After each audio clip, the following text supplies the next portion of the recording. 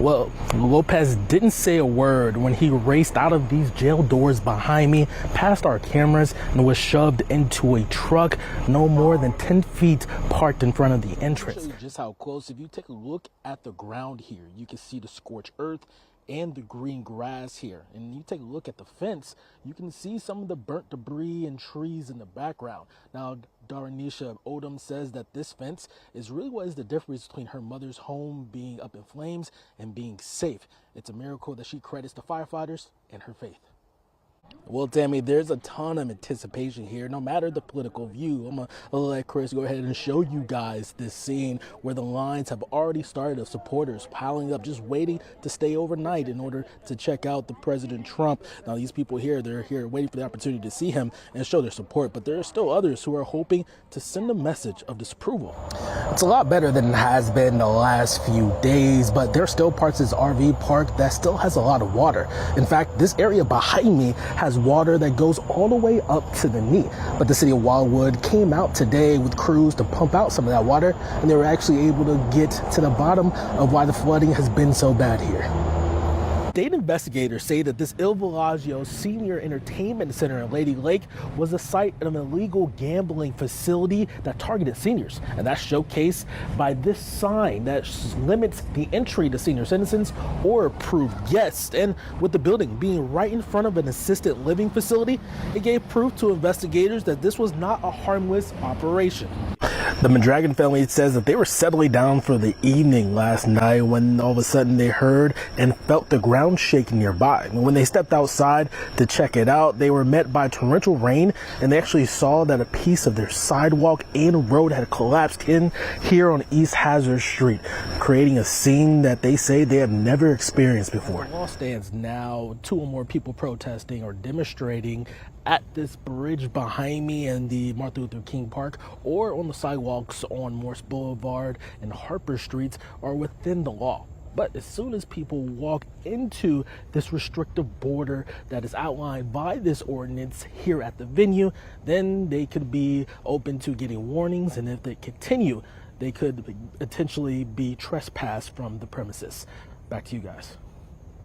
Tammy, Curtis, they tell me that they believe that this could be a very good thing. Parents are already trusting them with their kids, so lending an extra helping hand here or there could be very beneficial. But just like with anything involving youth sports, they're worried about the possibility of misuse. Curtis, to be honest, it seems that they're not quite there yet. It seems that they still have a lot of work to do in order to ensure that an AI policy is set in stone. Now, the school board, they had a workshop Tuesday where they talked in length just about this discussion about AI, and they poked a lot of holes into that policy that was presented. And that's something that is a little concerning to one OCPS parent who feels that a solid policy is necessary. Hats off to you, because this is enlightening to me. I actually live out in Sanford, have never necessarily run into the midge problem, but hey, they're there. And since midge season is starting soon, when should people expect to see crews out working, treating the water in certain areas? Yeah, Curtis, the midges are definitely here, and they're just flying over my face. I don't know if you can see it, but Duffy says the crews are usually out towards the end of the month, and residents here can expect to see crews out in the water after the 15th of May. We also wanted to let you guys know that the chemicals that are used for the treatment are not harmful to the environment or to any wildlife. Reporting live in Sanford, Brandon Spencer, Spectrum News. Live right now, breaking news. Suspended Osceola County Sheriff Marcos Lopez is now a free man, but it comes with restrictions. Yeah, he actually bonded out of the Lake County Jail this evening, 3 weeks after being taken into custody while in uniform for racketeering charges. Our crews were on scene to capture the chaotic perp walk of a man used to giving them. Our Brandon Spencer, he was there when he came out. And Brandon, walk us through the very moment that the former sheriff was released.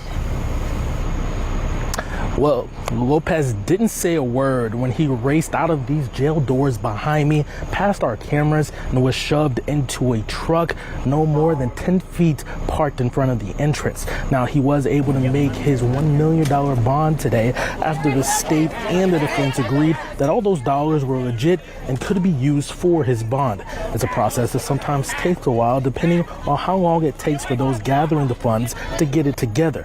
But in the case of Lopez, the process seemed continue to drag out. An Orlando defense attorney shares how exactly that process works. If that person who posted the bond had to show or give some bank statements where the money came from, whether it's an income tax or a sale of whatever property or whatnot, they had to show that to the state. The state had to look at it, authenticate, do their homework, and then tell the judge, hey, we agree with it. And now the judge has signed the order. Now they can use those funds to post a bond. And now that he's out, Lopez must turn in any passports and weapons he may have, and he is not allowed to speak to any other co-defendants, including his estranged wife, Robin Severance Lopez, who sits behind bars in the Lake County Jail at this hour. Marco Lopez is ordered to wear a GPS tracker that does not have any jurisdiction or county restrictions, but he is required to always wear it. However, Rivas doesn't expect Lopez to make many public appearances. There's a GPS on him, but you're not going to see him out of the public. They're just due to the fact, the type of case. Communications can be very limited. We saw how they limited his communication to his wife. And so it becomes an issue. How do you communicate, to your wife, the mother of your kids? And we're still awaiting the arrest of the final co-defendant in this case. We reached out to the Florida Department of Law Enforcement for an update on the case, but haven't yet heard back. Rivas feels that it's because they're still waiting to gather more evidence, or they're still looking for this person in question of games. Now, Friday was supposed to be Colton's last flag football game of the regular season, and it also stood as a stark reminder to everyone here about how precious life truly is. Lake Nona Youth Sports is an organization serving about 2,000 kids, focused on teaching them the fundamentals at a high level. But if you ask their leaders, they also look at the broader picture. This is bigger than sports. It's not about sports. It's never been about wins and losses for me. This is what it's about. It's about the kids. In general, it's about the kids, and we as adults in this community have the responsibility of protecting our kids. And that's never been more apparent than now, as the community mourns one of their own, Colton Rimsberg, after he tragically lost his life in an e-scooter accident. Hundreds gathered before the first session of games to remember him, and held 2 separate moments of silence to honor him. Colton's team is normally known as the Packers, but Friday, his teammates wore shirts donning his name and face. And one of his friends said Colton always knew how to make everyone smile. Colton, he was a good kid. He was funny, he was energetic, he brought the most energy, and he had the jokes on the team. I mean, he made everybody feel welcome when we were here. The group is now holding on to their memories of him on and off the field. He was my best friend. He holds a place in my heart. Knowing that he'll be in there in spirit, I'm going to try my best to win this game for him. I'll do anything. Now, the staff of Lake Nona Youth Sports is setting goals well beyond the scoreboard. Colton's former coach, Chaston Williams, says he's hoping to dial up plays to save as many kids as possible when it comes to e-bike and e-scooter safety. We need reform. We need legislation. We need our community leaders. We need our law enforcement officers to change laws. There's too many children running around without helmets. There's too many reckless drivers. We need reform through legislation. But until then, this community says Colton will be with them forever. Rams are strong on me, Rams are strong on 3. 1, 2, 3, Rams are strong! Appreciate you guys. Got it. And as you heard, Friday night was all about Colton, and the folks here were hoping that their voices can be used and heard to make a difference when it comes to getting laws in place to enhance micro-mobility safety. And in terms of the game, Colton's team unfortunately lost by 1 point to one of the best teams in the league, but it did start off with his best friend Eden scoring the first touchdown of the game off a pick six, and it was a moment I'm sure a lot of them will never forget. As you can imagine, it's been a bit of an inconvenience from longer commutes to and from their home to some people not having enough clean water to even shower. Folks living on Empire Church Road say they just want this issue to be resolved. More than a week after this huge hole opened up on Empire Church Road in Groveland, members of the community are finally getting some answers. Officials said Thursday that geotechnical engineers have confirmed it was caused by a naturally occurring sinkhole. This area is already prone. It has moderate to high chances of sinkholes, historically has always had. And of course, as we know, human activity and development do in fact increase the frequency of sinkholes, so that's playing a role too. Parts of Empire Church Road have been closed since February 2nd, while crews have worked to manage the area and fill in the hole, causing a bit of a stir among those living nearby. I was stunned to see that. I have never seen anything like that, not to mention it added quite a bit of time to my morning commute. 10 to 15 minutes to be exact, according to Nora Wiest, who lives about half a mile away from the sinkhole. She says she just moved to the area, so this is giving her a chance to become a little more familiar with her community. So I've actually learned a whole new route through the neighborhood, which is both neat and a little not great. For others, however, the impacts seep directly into their homes. That's my bathroom sink. That is literally mud. That is literally mud. Christine Booth lives just a few yards away from where the sinkhole developed. She says she initially saw all of the commotion as entertainment, but once she turned off her water hoses after the recent freeze, she says her experience became a nightmare. Monday afternoon, anyhow, I'm turning them all off because, the icicles have all melted away. And so I'm turning them all off. And then I turn one off and it's running mud, and I mean, it wasn't like dirty water. It was pure mud. Booth says she tried running her neighbor's water through her system, but realized the tainted water had already gotten into her house. She shared that city officials told her that the sinkhole may have impacted her well. For now, she's plugged into her neighbor's system in order to have usable water. I just hope they hurry up and fix it, and I hope I get some water soon. I mean, decent water. Booth says she is not sure or hasn't been given a timeline for when her water will be restored, but she did tell me that she got a gym membership before the weekend in order to shower there whenever her water pressure is just a little too low for her to use. I also got a chance to talk to at least one neighbor who told me that they had garbage collection issues during that first week as well. Yeah, Curtis, the residents here are asking a judge to reject the decision made in a city hearing back in March concerning the Tomoka Oaks golf course right behind me and the planned development there. Now, in question is whether the city made the appropriate decisions and steps regarding this process, and now it's in the hands of a judge to be able to answer those questions hopefully soon. The Tomoka Reserve is a planned 254-unit housing development approved by the city of Ormond Beach to be built on the old Tomoka Oaks golf course. But some nearby residents are challenging that decision once again. We felt like that the decision was rushed by the city commission, that they were under the pressure of the lawsuit, and that there's a possibility that the proper processes were not followed by the city in making that decision. Missy Herrera is the HOA vice president for Tomoka Oaks and shared that one of her family's homes sits directly in front of the old golf course. And just up the street from that home on North St. Andrews Drive, she says flooding is already a common issue. Behind the homes, residents worried that a planned dry retention zone could worsen the drainage issues. Where the berm may give way, and when it goes, there's a number of houses that will be in its path, and ultimately lead to that lowest point where we have that 90-degree turn that is a bit of a dip in the road. And the other thing to remember is that road is right at the level of the Tomoka River. HOA President Michelle Zirkelbach also says that they were originally told the Tomoka Reserve was to be self-contained, but proposed renderings show that pipes will be used to tap into their existing water main. So I have already asked, what is the success rate of tapping into an older system and adding 46%? What does that do to the water pressure? I asked, what is the current gallons per minute? What is required for fire safety? But their biggest concern involves traffic. Zirkelbach says 390 feet separates the main entrance on Nova Road and a three-way stop. Adding more residents to the area, she says, could lead to constant backups, especially during peak hours. On average, if you have the proper spacing between cars, you're only going to get about 16 cars there. If we're increasing that, we've got to have space for another 8 cars, and where is that going to go?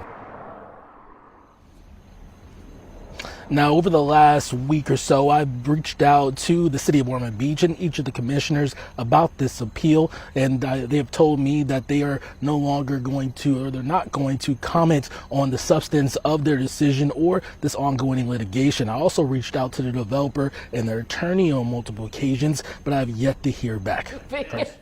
I refer to her as my old gal. Sanford resident Rebecca Burke loves her home. The house has been in the Burke family since the 1940s and has been the home base for Rebecca and her husband Ken since 1996. It's a place they put a lot of blood, sweat, and tears into. When we originally renovated, it was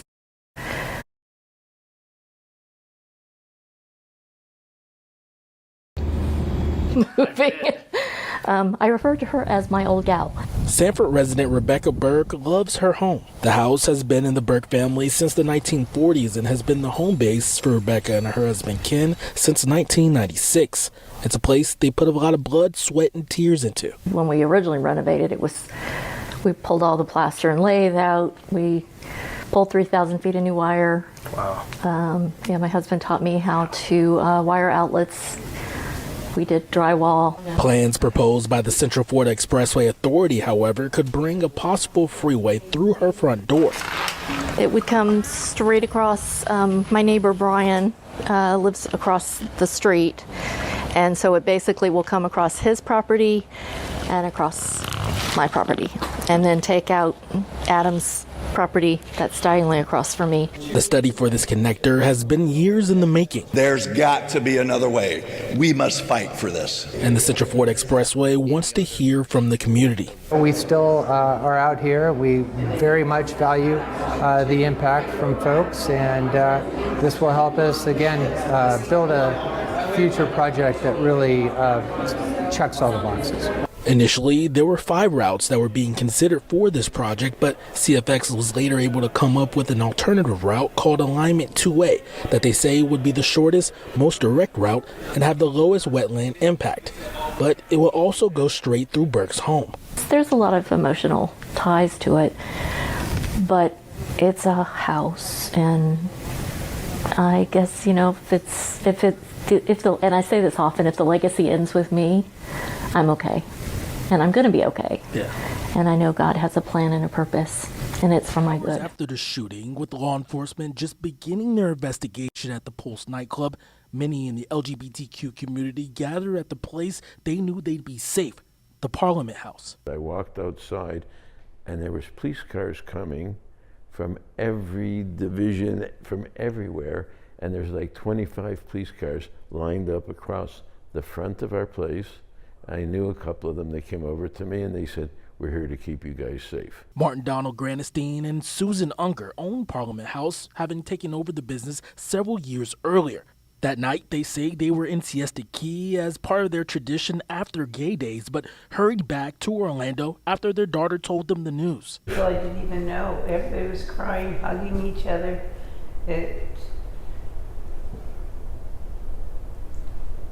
Even now. It's terrible. Yeah. A decade later, those difficult memories and the community that united in the midst of the tragedy remain. And Donald and Susan say safe places like the Parliament House are as necessary as ever. Everybody says the same thing to us. Orlando's not the same. It's got a couple of small bars now, but there's no big center for us anymore. And they need it. Which is why the Old Comedy Club on Orange Avenue and Pine Street in downtown Orlando now boasts a familiar name in Aura. The two say this project has been 5 years in the making, bringing back the Parliament House to help fill the void created when the original closed back in 2020. They hope it will once again prove to be a gathering place where the LGBTQ community can celebrate who they are. We're going to make it very special again and give them hopefully what the community wants and makes them feel safe. In Orlando, Brandon Spencer, Spectrum News.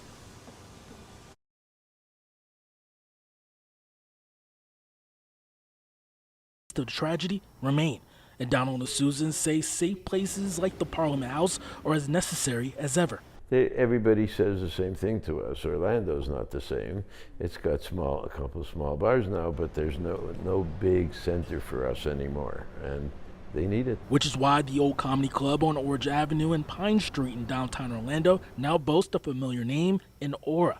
The two say this project has been 5 years in the making, bringing back the Parliament House to help fill the void created when the original closed back in 2020. They hope it will once again prove to be a gathering place where the LGBTQ community can celebrate who they are. We're going to make it very special again and give them hopefully what the community wants and makes them feel safe. In Orlando, Brandon Spencer, Spectrum News.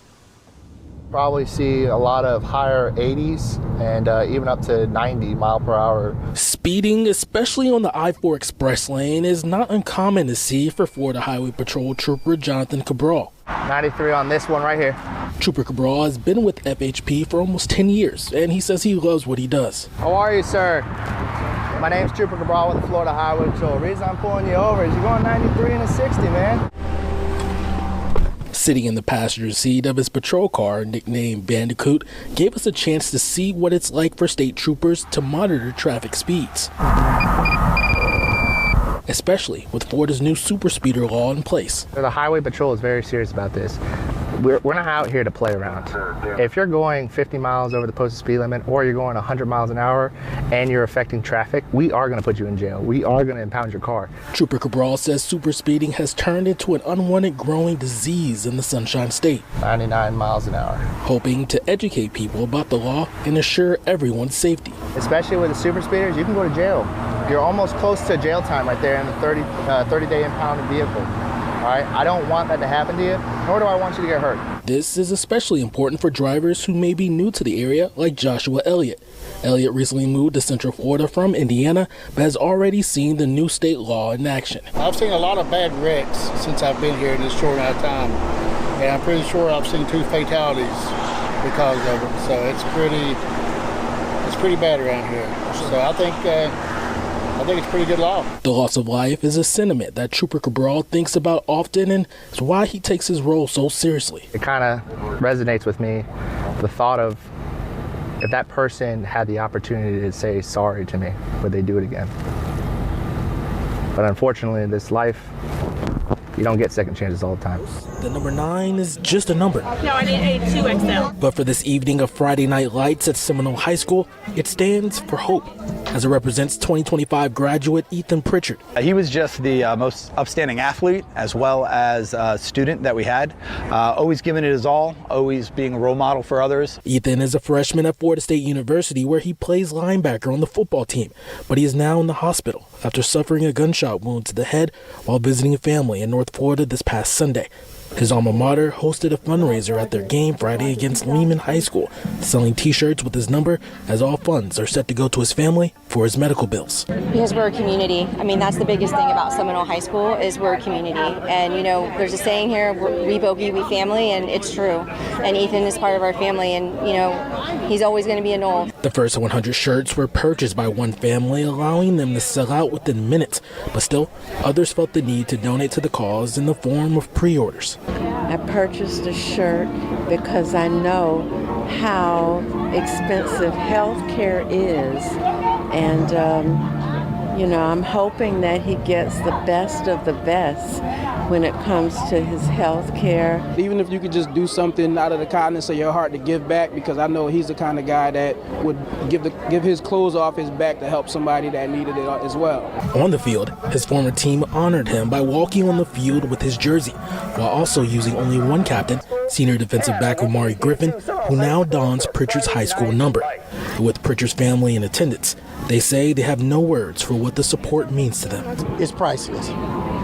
And we really appreciate the support, the prayers, and all the community that's coming together to support Ethan during this horrific situation.